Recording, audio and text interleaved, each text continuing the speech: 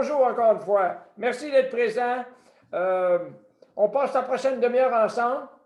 Au cas où vous ne me connaîtriez pas, je suis François Léger. Je suis un des membres de l'équipe de direction de Royal Lepage Humania et essentiellement, je suis le porte-parole qui a été délégué pour vous parler pendant 30 minutes, délégué par Christian Bouvrette, par Lise Le Chasseur, par Maxime Bélan. Donc, on va avoir du plaisir aujourd'hui. On va vous faire travailler. On va vous faire travailler. Le thème de la rencontre de ce matin, c'est à vous, chers courtiers Humania, de contribuer sur les façons de vous démarquer. On va voir là. On va voir si vous êtes réveillés ce matin. J'ai mon masque, comme pour toutes les fois qu'on se rencontre, j'ai mon masque. Et encore une fois, pour le bénéfice de la qualité de la communication, j'ai enlevé mon masque pour la rencontre, mais je porte mon masque. La chanson, We Are Family. We Are Family, c'est la famille Humania, ça. Hein? We Are Family. Les Sister Sledge. Il y a deux familles. Il y a le Sister Sledge qui chante We Are Family, puis il y a aussi la famille Humania. On trouvait que c'était approprié de jouer cette chanson-là parce que ça traduit bien l'ambiance, l'atmosphère qu'on a ensemble. On est une famille, on est une équipe. Aujourd'hui, on va vous demander d'être attentif, de surveiller les sujets et on va vous soumettre des questions et on va vous demander de répondre. On va vous demander de répondre au meilleur de votre connaissance, votre capacité. Puis vous allez voir à l'écran finalement l'évolution de qui pense quoi, qu'est-ce qu'il y en est exactement. Je suis le porte-parole de l'équipe de direction. Je vous souhaite la bienvenue à vous tous. Et encore une fois, quand on parle d'Humania, on inclut nos frères du Sud, là, hein, les courtiers de Royal Lepage Humania Centre à Laval. Là, bien sûr que vous faites partie de la famille. On y va. On y va avec les sujets à contribuer. Le thème, encore une fois, à vous de contribuer sur les façons de vous démarquer comme courtier. Autrement dit, là, si j'avais à dire autrement, là, on va voir la distinction que le courtier Humania a par rapport à d'autres courtiers. On va faire appel à votre rôle conseil, votre professionnalisme, vos valeurs ajoutées. Qu'est-ce que vous avez de différent? Comment vous vous démarquez? Première question. Quelle est la pire erreur? Quelle est la pire erreur qu'un propriétaire-vendeur pourrait faire? Vous avez des choix multiples. Hein? Et on vous demande de participer, de répondre. Quelle est la pire erreur qu'un propriétaire-vendeur pourrait faire? 4 réponses. La première, c'est vendre en incluant la garantie légale de qualité. Deuxième réponse, vendre sans avoir préalablement trouvé une nouvelle adresse. Est-ce que c'est ça la pire erreur? La pire erreur, la troisième, tenter de vendre sa propriété lui-même. Et enfin, la dernière option, ne pas choisir un courtier Humania pour l'accompagner. Ça change, ça évolue. Il semble y avoir plusieurs réponses là. Hein? Il semble y avoir plusieurs réponses. On est 35 qui participent actuellement. J'ai 65% des personnes qui ont voté et on va être obligé de terminer ça. Selon vous, inclure la garantie légale de qualité, c'est pas une erreur. C'est une erreur, ça?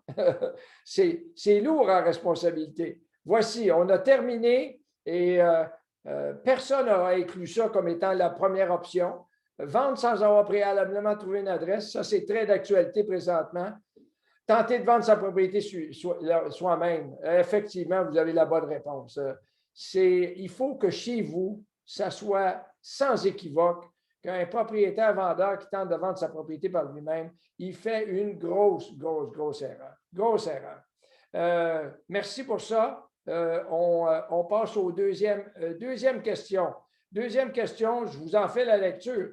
Actuellement, là, c'est la pire erreur que l'acheteur et non le vendeur pourrait faire. Quelle est la pire erreur qu'un acheteur pourrait faire aujourd'hui? Hein? Acheter sans avoir visité ni avoir inséré une condition de visite. Ah, ça, selon vous, c'est une erreur.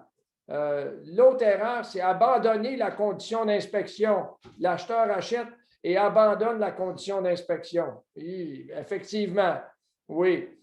Troisième réponse, troisième option de réponse, choisir de traiter directement avec le courtier du vendeur. Selon vous, c'est une erreur, ça? Est-ce que c'est la pire erreur? On cherche la pire erreur. Et enfin, acheter l'immeuble en question sans avoir acheté un immeuble dans lequel le vendeur n'inclut pas la garantie légale de qualité, la protection contre les vices cachés. Vous voyez que c'est tout. On parle de 4 erreurs. Hein? On parle de 4 erreurs qu'un acheteur pourrait poser on analyse un peu laquelle de celles-ci sont les pires erreurs.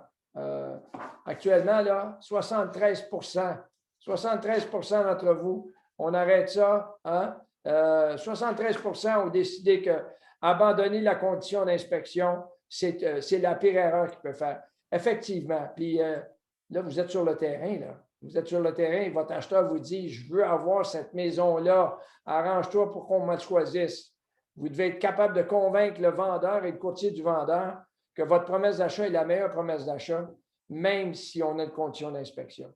Comment on fait ça? Ben, on dit entre autres au vendeur et au courtier du vendeur, vous savez, monsieur, madame, les vendeurs, tout ce que l'acheteur connaît avant de passer chez le notaire, ça lui appartient. Hein? L'inspection, là, ce n'est pas juste une protection pour l'acheteur, c'est une inspection, c'est une protection pour vous. Parce que ce que l'acheteur connaît, il ne peut pas s'en servir pour vous poursuivre par après. Donc, un argument de taille pour convaincre un vendeur d'accepter votre promesse d'achat, même si elle contient une clause d'inspection. On continue. Quelle est la pire erreur? Mais là, on va parler des courtiers. On ne va pas parler des acheteurs et des vendeurs. Quelle est la pire erreur que le courtier du vendeur pourrait faire? Et on va nous afficher les options. Quelle est la pire erreur que le courtier du vendeur pourrait faire? Réponse, choix de réponse. Afficher la propriété dans Centris Matrix sans connaître le montant de la pénalité hypothécaire ou sans avoir en main. Les voici. Merci, Cynthia. Merci. Quelle est la pire erreur que le courtier du vendeur pourrait faire? Vous avez 4 choix, encore une fois.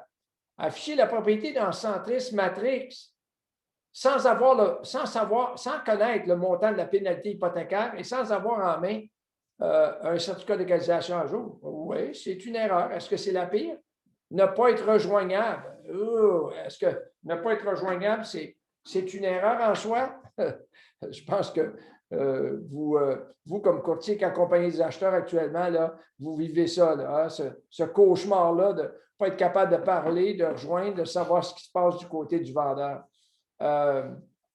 Permettre des visites à des acheteurs qui ne sont pas préqualifiés. Est-ce que c'est une erreur? Définitivement, c'est une erreur. Hein? C'est une erreur. Et enfin, privilégier ses propres acheteurs au détriment des acheteurs des autres courtiers. D'après vous, c'est une erreur, ça aussi? Hein? Oui. Finalement, il y a un quasi-consensus à l'effet que privilégier ses propres acheteurs au détriment des acheteurs des autres courtiers. Ça, c'est la pire erreur qui peut être faite. Effectivement, quand on pense à sa poche, quand on pense à sa rétribution au lieu de penser aux intérêts de son client, on fait une grosse, grosse erreur. Prochaine question. Prochaine question. Êtes-vous toujours là? Êtes-vous toujours là? Hein? Quelle est la pire erreur que le courtier, pas le courtier du vendeur, que le courtier de l'acheteur pourrait faire? Hein? Quelle est la pire erreur que le courtier de l'acheteur pourrait faire?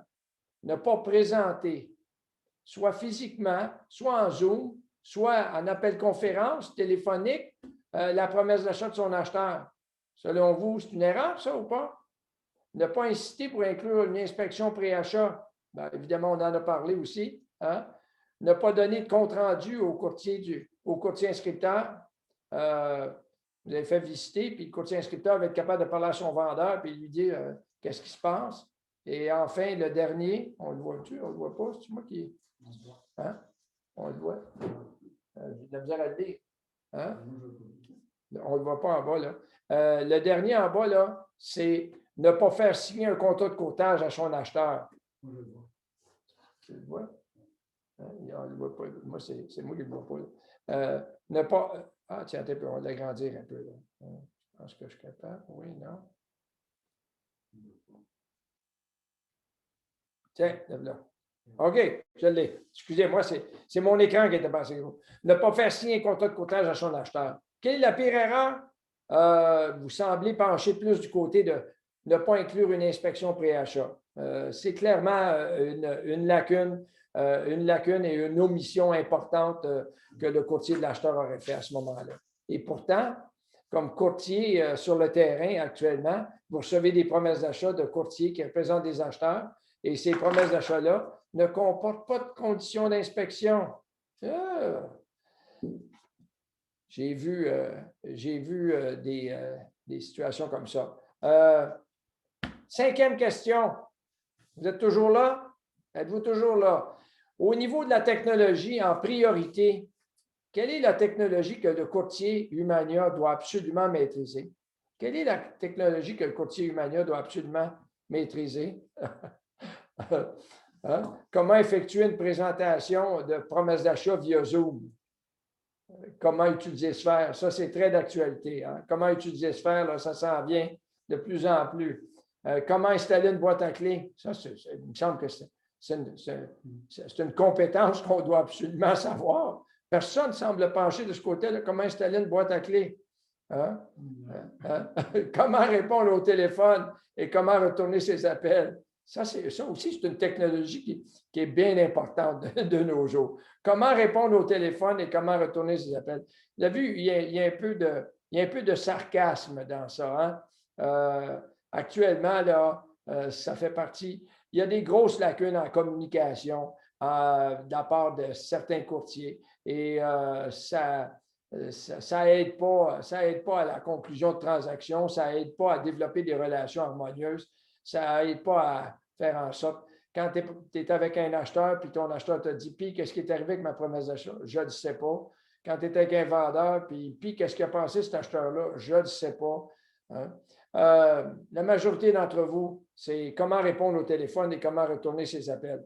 N'oubliez pas Sphere, puis n'oubliez pas les réunions, les présentations sur Zoom, parce que ça s'en vient de plus en plus populaire. On est rendu où, là? On est rendu à, comme courtier immobilier, vous, qu'est-ce que vous avez de différent des autres courtiers?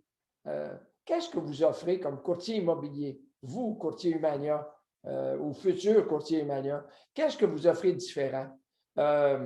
Moi, la première option, ma présentation physique, les cheveux bien mis, mon habillement, mon langage, mon apparence soignée, mon automobile, un gros char, il est propre ou on parle-tu de la marque ou on parle de l'état de santé de ton auto? Mon écoute qui doit être sincère, polie, respectueuse, sérieuse, honnête et sans interruption. Ah, ça a l'air à pencher là-dessus, pourtant, hein? Et mon Dieu, je connais beaucoup de courtiers qui ont oublié qu'il fallait écouter les clients, là, hein, comme tel. Ma liste des 80, si vous avez su ma formation sur comment faire reconnaître sa valeur, j'ai parlé de la liste des 80 actions ou des 230 actions par la Chambre immobilière d'Orlando que je vais poser pour maximiser votre prix de vente ou minimiser votre prix d'achat. Ça, c'est un élément important aussi qui va vous démarquer. Ou l'incorporation dans chacun de mes CCV ou mes CCA de la garantie satisfaction Humania. Est-ce que vous connaissez la garantie satisfaction Humania?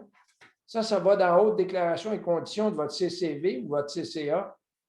Et ça se lit comme suit. En tout temps. Le titre, c'est garantie de satisfaction Humania. Et c'est à vous de décider si vous voulez l'insérer ou pas. En tout temps, pendant la durée du présent contrat, le vendeur ou l'acheteur, dépendamment si c'est un CCV ou un CCA, pourra résilier le présent contrat sans aucune pénalité, sans aucun préavis. C'est vraiment réellement un témoignage de satisfaction et c'est un outil que vous devriez considérer utiliser. Aujourd'hui, là, je peux vous dire que ça fait signer des contrats de courtage.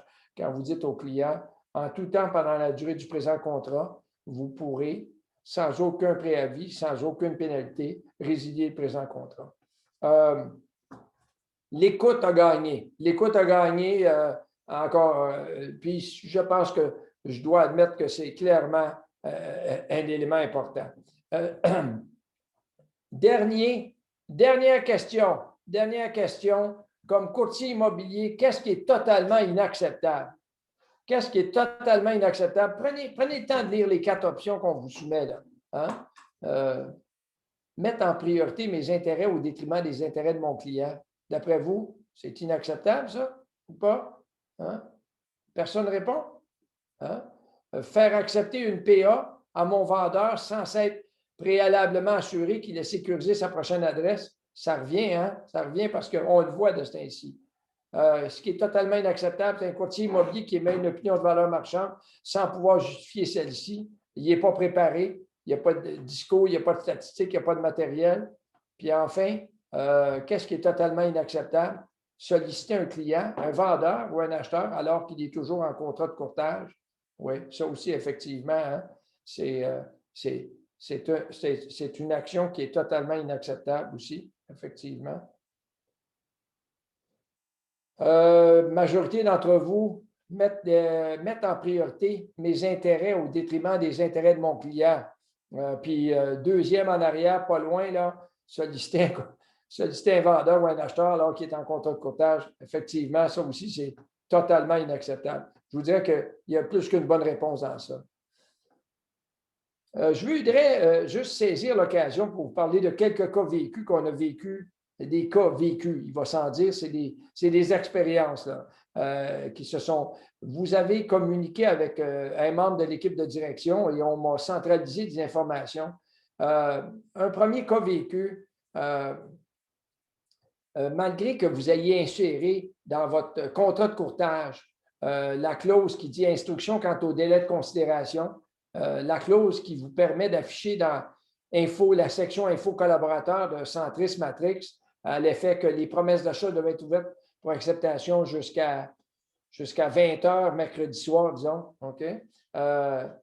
Je vous rappelle qu'il y a des promesses d'achat qui vont vous rentrer avec le non-respect de ces délais-là.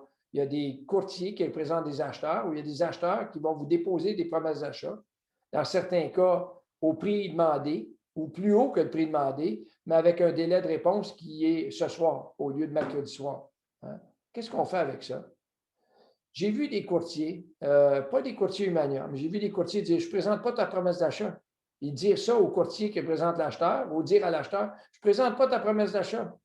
Vous ne pouvez pas faire ça. Je veux juste que vous sachiez que vous êtes tenu de présenter toutes les promesses d'achat. Évidemment, votre vendeur qui s'est engagé par écrit à ne pas répondre à aucune promesse d'achat, à moins que les promesses d'achat soient ouvertes pour acceptation jusqu'à 20 heures mercredi soir, ben là, il ne répond pas à cette promesse d'achat-là. Aussi intéressante qu'elle puisse être, il ne peut pas y répondre. Il demande au courtier ou à l'acheteur de la prolonger jusqu'à 20 heures mercredi. Je peux vous dire par expérience, l'acheteur va prolonger sa promesse d'achat. L'acheteur qui a un intérêt aujourd'hui, il va être encore intéressé. C'est juste qu'il ne veut pas se retrouver en compétition avec d'autres acheteurs. L'autre cas vécu, c'est qu'aujourd'hui, il y a des courtiers qui représentent des vendeurs qui disent non, non, tu ne présentes pas ta promesse d'achat. Envoie-la-moi, numérise-la, puis envoie-la-moi.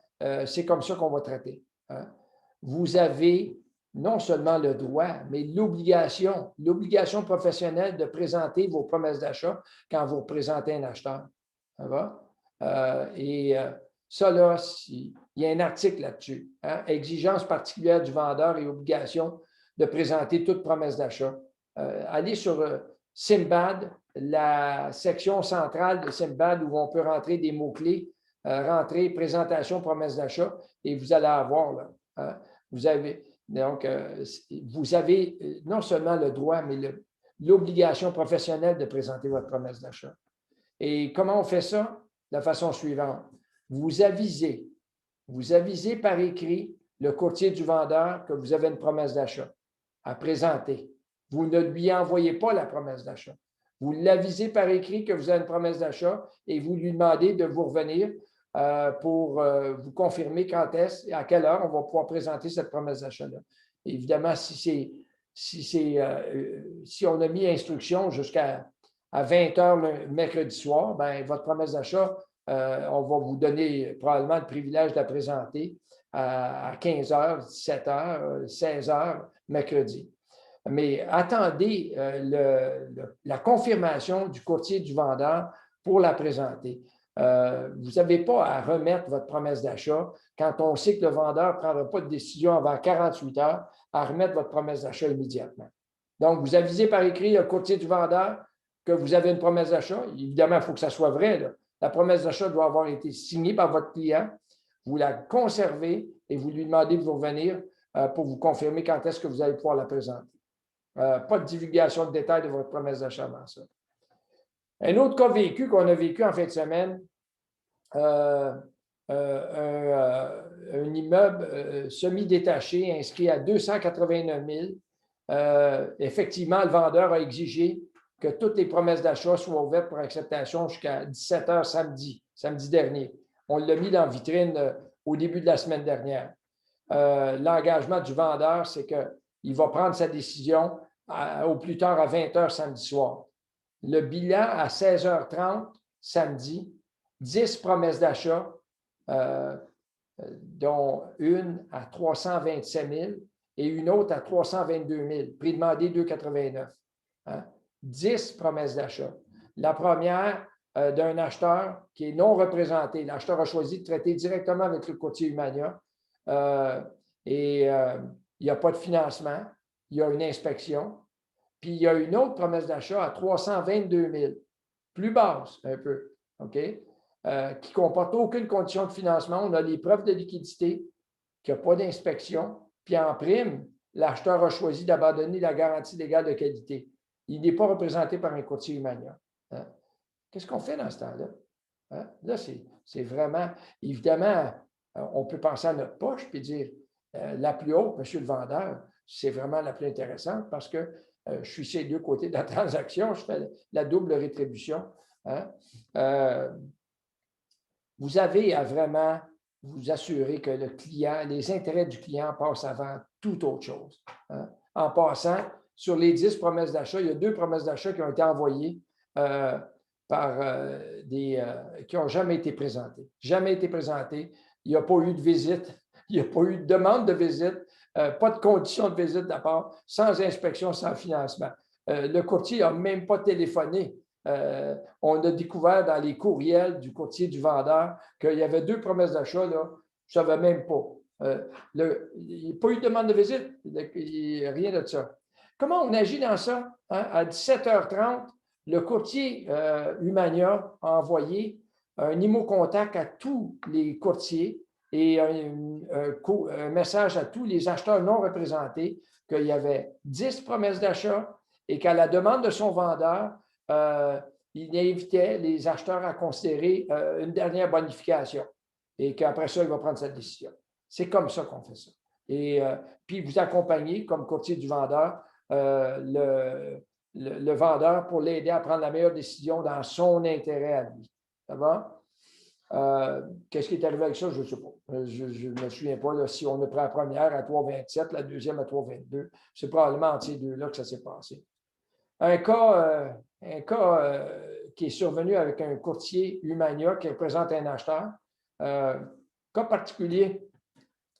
Notre courtier Humania représente un acheteur et rédige une promesse d'achat et achemine la promesse d'achat au courtier du vendeur, qui n'est pas un courtier Humania. Il y a eu au total 16 promesses d'achat.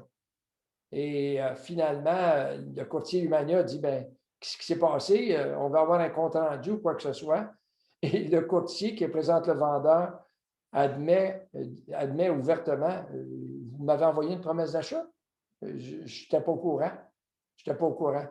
Elle a oublié, elle a échappé cette promesse d'achat-là. Cette promesse d'achat-là n'a pas été présentée au vendeur.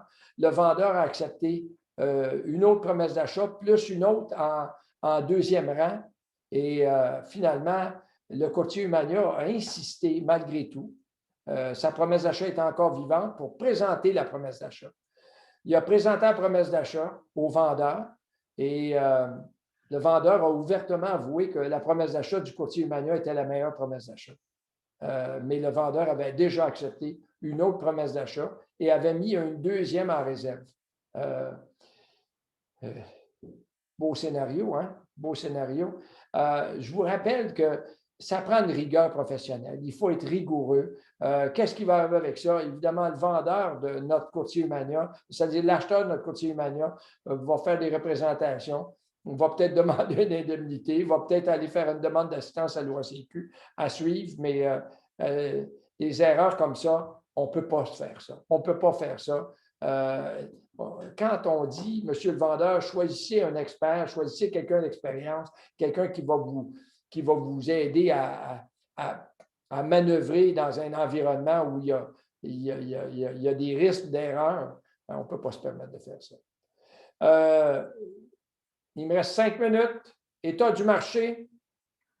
État du marché, ben, vous êtes sur le terrain. C'est vous qui nous le dites. Les chiffres sont éloquents aussi. Les statistiques de Centris Matrix pour les 2 premiers mois de 2021, janvier-février, pour la région administrative des Laurentides, par rapport à janvier-février 2020. Donc, janvier-février 2021 par rapport à janvier-février 2020, région administrative des Laurentides, en unités vendues, plus 48 %. Je ne sais pas si vous vous souvenez, mais déjà 2020, c'était un marché qui était déjà qualifié d'être très actif. Donc, plus 48 % par rapport aux 2 mois de l'année passée. Et en volume, le total des prix vendus en janvier-février 2021 par rapport à 2020, janvier-février, 100 % d'augmentation. 100 % d'augmentation, c'est donc dire que les prix ont, à fin pratique, presque doublé, hein, et vos rétributions suivent les prix. Hein. Donc, félicitations. Vous avez commencé l'année en Lyon, vous êtes là, vous êtes au rendez-vous. Moi, je vous parle des statistiques centrées, ce sont tous les courtiers. Pour Laval, la région administrative de Laval, en unité, on a vendu moins d'unités en 2 mois 2021 par rapport aux 2 mois 2020, mais en volume, on a 13 % d'augmentation. Grosse différence entre Laval et Laurentides, mais Laval était déjà en feu l'année passée, ce qui explique pourquoi, finalement, les croissances ne sont pas aussi fortes présentement. Je continue. Il me reste 3 minutes. Certains de vos confrères, consoeurs Humania ont porté à notre attention qu'il va y avoir un goulot d'étranglement chez les notaires, un problème. L'acheteur choisit le notaire, il veut faire affaire avec son notaire, signature prévue, c'est un cas vécu ça, signature prévue pour le 31 mars et le notaire ne peut pas recevoir avant le 16 avril. Qu'est-ce qu'on fait dans ce cas-là? Hein? Qu'est-ce qu'on fait? Wow! Puis je peux vous dire que le vendeur, puis les courtiers du vendeur ont aucunement l'intention de tolérer un débordement ou un dépassement de date. Vous allez devoir vous assurer que le courtier de l'acheteur, le courtier qui va être choisi, qui est habituellement le courtier de l'acheteur, est capable de recevoir les clients à l'intérieur des délais d'échéancier. Le 11.1, on signe à quelle date? Parce que je n'avais pas prévu ça. Les déménageurs sont débordés, il n'y a plus de place. Les notaires commencent à être débordés, les arpenteurs sont débordés. Aïe. Autre sujet, d'autres points d'actualité rapidement. Vous avez vu qu'au niveau de l'assurance collective, assurance médicaments, avec notre assureur, il y a eu une augmentation de primes. Si vous ne le savez pas, regardez dans vos courriels, augmentation qui est imputable au fait que les réclamations ont été encore de beaucoup supérieures à ce qu'il y avait anticipé. Deuxième point, je vous donne une formation sur le contrat de courtage achat, formation Zoom, une formation qui va se donner vendredi qui s'en vient, le 26 mars, de 9h à 11h, pendant 2 heures de temps. C'est une formation qui n'est pas accréditée, donc il n'y a pas d'unité de formation continue, mais qui risque de changer votre vie comme courtier immobilier. C'est une formation que j'ai donnée, elle est tout montée et je vous invite à être présent. De 9h à 11h vendredi qui s'en vient sur Zoom, on passe 2 heures ensemble. C'est moi qui va vous donner cette formation-là sur le contrat de courtage achat. Rien de plus d'actualité que ça présentement. En parlant de l'UFC, souvenez-vous, là, il vous reste à toute fin pratique à peu près 30 jours pour aller chercher toutes vos unités de formation, sinon vous ne pourrez pas renouveler votre permis. Autre scénario qui s'est présenté, nos courtiers de la chute nous disent que les notaires ne veulent plus, dans les répartitions, percevoir le loyer que le vendeur doit payer quand il y a une occupation du vendeur après la signature chez le notaire. Avez-vous entendu parler de ça? Revenez-nous parce qu'on veut faire des représentations à la Chambre des notaires. Le notaire n'a pas la latitude de ne pas exécuter les instructions qui ont été données par le vendeur et l'acheteur. Et semble-t-il que certains notaires ont dit non, nous autres, on ne fait pas ça, percevoir le loyer puis le remettre. C'est la clause 11.2, 11.3, où c'est déjà prédéterminé d'avance comme tel. On termine. Votre implication à la cause humanitaire, vous avez un formulaire qu'on vous a envoyé, formulaire qui nous autorise, si vous le voulez bien, à percevoir un montant fixe à toutes les fois qu'on vous conclut une transaction. Et ça, tout cet argent-là, au complet, là, 100% va être remis à la cause, un toit pour tous. Si vous avez un élan de générosité, si vous voulez avoir des reçus pour fin d'impôt, signez le formulaire et on va remettre l'argent à la cause qui est très d'actualité, un toit pour tous aujourd'hui, plus que jamais avec la pandémie et les conséquences de la pandémie. C'est nécessaire. État de la situation, les bureaux de courtage demeurent fermés, pas juste nos bureaux, tous les bureaux de courtage doivent obligatoirement demeurer fermés. Couvre-feu a été monté à 21h30. Les mesures de protection de COVID sont toujours en place. Ce n'est pas parce qu'on a commencé à vacciner qu'on peut laisser aller. Vous avez des documents à faire signer, vous avez des comportements à avoir, bien importants. Et pas de visite libre, il va s'en dire. Des visites contrôlées, oui. Enfin, conformité de vos dossiers. Il faut que vos dossiers soient complets. Plus que jamais, l'OACIQ et CANAF jouent à ce qu'on pourrait dire la police actuellement. Mot de la fin. Chez Humania, nous célébrons non seulement les courtiers qui vendent le plus, mais nous célébrons aussi les courtiers qui vendent le mieux. Hey, c'est-tu bien dit, ça? Hein? Chez Humania, nous célébrons non seulement les courtiers qui vendent le plus, mais aussi on célèbre les courtiers qui vendent le mieux. Vous souvenez-vous de notre slogan? Le slogan, là, quel est le slogan qu'on a présenté au lancement Humania 2021 le 17 février dernier? Chez Humania, le service au client est un comportement et non un département. Chez Humania, le service au client est un comportement et non un département. Pourquoi on dit ça? Parce que c'est fondamental. Aujourd'hui, si vous ne préoccupez pas de la satisfaction de votre client, vous risquez de ne pas réussir aussi bien que vous le voulez. Prochaine rencontre dans 2 semaines, mais le 2 semaines, ça nous amène au lundi de Pâques. Et pour être capable de faire en sorte que je ne parle pas tout seul, on a déplacé la rencontre de lundi, le 5 avril, à mardi, le 6 avril. Donc, on se revoit tous ensemble. Merci d'avoir été là. On se revoit mardi, 6 avril, à 10h. D'ici là, portez-vous bien, profitez du marché et restez en santé.